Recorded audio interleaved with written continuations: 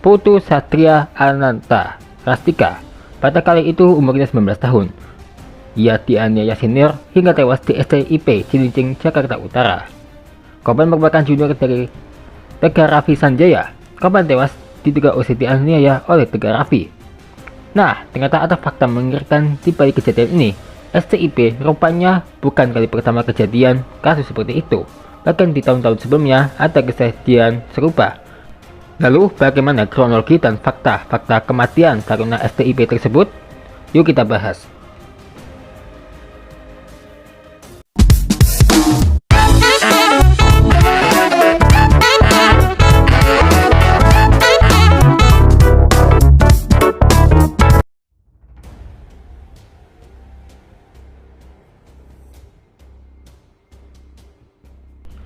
Begini kronologi kejadian itu terjadi. Polisi mengungkapkan penganiayaan berawal dari adanya persepsi Tegar Raffi terhadap korban dan 4 rekannya melakukan suatu kesalahan. Apa yang dilakukan dia, korban masuk kelas menggunakan baju olahraga di kehidupan mereka, menurut senior itu salah, kata Kombes Gideon. Kemudian tersangka meminta korban dan kelima temannya untuk pergi ke kamar mandi dan diminta untuk berbaris.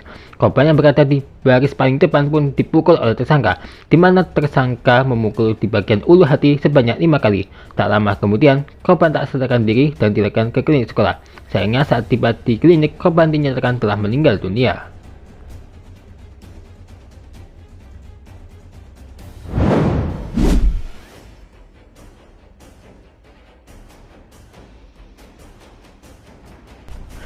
Dan ini penyebab utama korban tewas. Kombes Gideon mengatakan setelah dilakukan sinkronisasi dan pemeriksaan, penyebab utama kematian korban adalah luka di mulut yang menurut tersangka merupakan upaya penyelamatan. Di mana kala korban tak sadarkan diri usai dihajar, tersangka sempat panik dan melakukan upaya penyelamatan yang tidak sesuai prosedur. Menurut tersangka, penyelamatan dengan cara memasukkan tangan di mulut untuk menyakitinya, ujarnya. Namun hal itu, lanjut Gideon, justru berakibat menutup saluran pernafasan dan mengakibatkan korban tewas. Sementara luka pada paru korban, lanjut Gideon juga mempercepat proses kematian. Jadi luka yang di paru itu mempercepat proses kematian, sementara yang menyebabkan kematian utamanya justru ketika melakukan tindakan setelah melihat korban pingsan atau tak berdaya, jelasnya.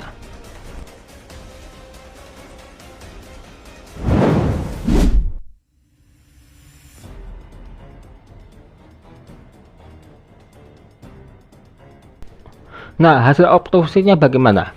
Pihak kepolisian telah melakukan pemeriksaan terhadap jenazah korban. Berdasarkan hasil autopsi yang dilakukan beberapa ahli, terdapat sejumlah luka pada korban. Ada luka di daerah ulu hati yang menyebabkan pecahnya jaringan paru, pendarahan, tetapi juga ada luka lecet di bagian mulut, jelas Kombes Gideon. Nah, sementara untuk motif arogansi senioritas, Kombes Gideon mengungkapkan motif penganiayaan tersebut adalah adanya arogansi tersangka sebagai senior. Motif kehidupan senioritas, kalau disimpulkan mungkin ada arogansi senioritas karena merasa mana yang paling kuat, kata Gideon dalam keterangannya Sabtu 4 Mei 2024. Adapun senioritas itu tampak sebelum peristiwa pemukulan terjadi, di mana tersangka sempat bertanya ke korban dan 4 temannya siapa yang paling kuat di antara mereka berlima. Atas satu kalimat dari tersangka yang menyampaikan mana yang paling kuat, kata Gideon. Kemudian korban mengatakan bahwa dia yang paling kuat karena dia merasa dirinya adalah ketua kelompok dari komunitas tingkat 1 ini, ibunya. Dan akibat perbuatan Tegar Raffi yang menewaskan korban, dalam kasus tersebut polisi telah menetapkan tersangka tunggal. Tersangka pun dijerat dengan pasal pembunuhan dengan ancaman hukuman 15 tahun penjara. Ujar Kombes Gideon, pasalnya 338 JO atau subsider 351 ayat 3, ancaman hukumannya 15 tahun penjara.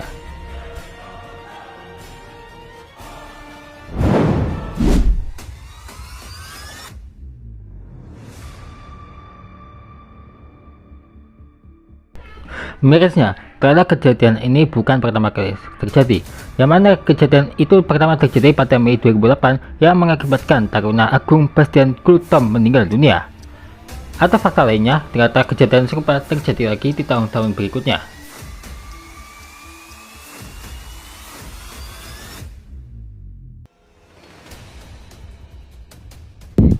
Yang mana terjadi lagi pada tahun 2014, yang mana Dimas Dikita Handoko juga tewas dianiaya. Di tahun 2017, hal serupa juga dialami Amirullah Adityas. Bahkan yang di tahun 2024 itu juga Putu Satria Ananta Rustika juga dianiaya oleh seniornya hingga tewas. Tentu ini miris sekali. Sebenarnya sepanduk itu tertulis kalau tidak ada lagi kekerasan yang terjadi di STIP Jakarta tersebut. Benar-benar miris ya.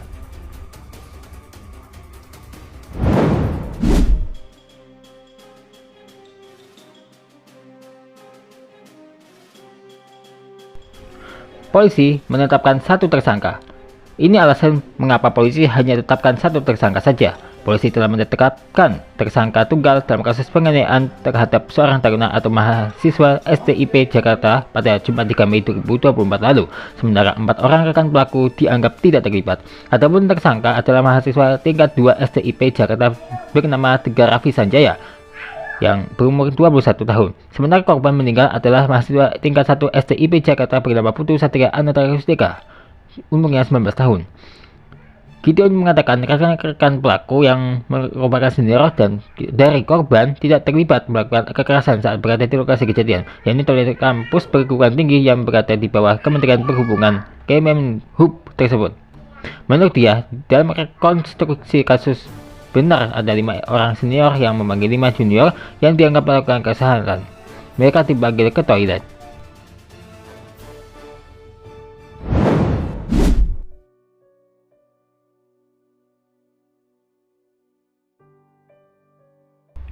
Setelah diotopsi, jenazah taruna sekolah tinggi ilmu pelayaran STIP yang tewas diduga dianiaya seniornya dipulangkan ke kampung halamannya di Bali.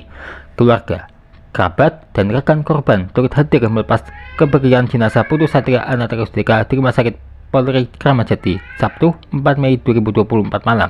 Upacara penghormatan terhadap jenazah korban pun dilakukan rekan-rekan dari STIP. Menurut rencana, jenazah korban akan diterbangkan ke rumah duka di Bali untuk disemayamkan menggunakan upacara adat.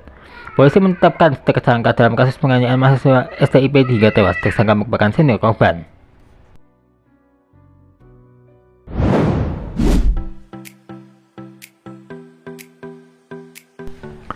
Kalian mungkin nggak pernah lihat yang satu ini ya. Ya, ini adalah bendera. Nah, mungkin di antara kamu nggak pernah lihat hal seperti ini kan? Lambang yang begitu unik, ini adalah Guadeloupe.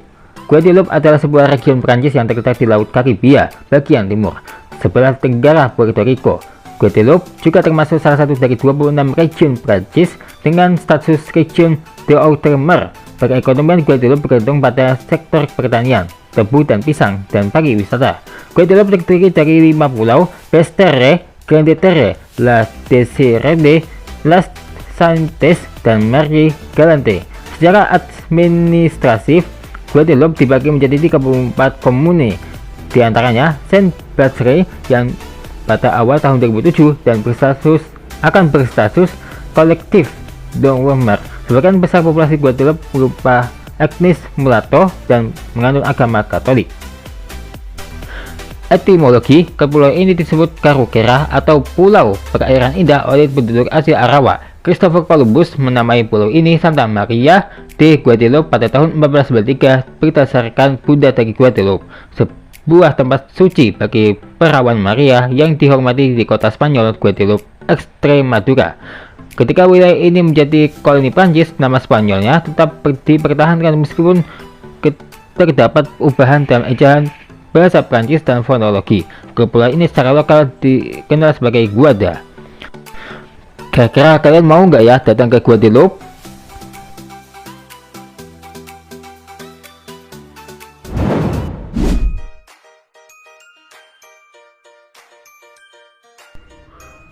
Ya, 14 Juli 2025 ini adalah momen ketika hari pertama masuk sekolah.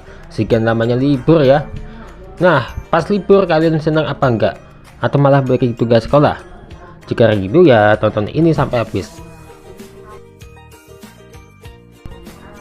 Nah, kalau ini tanggal 17 Juli yang mana ini pas mau jalan-jalan nih.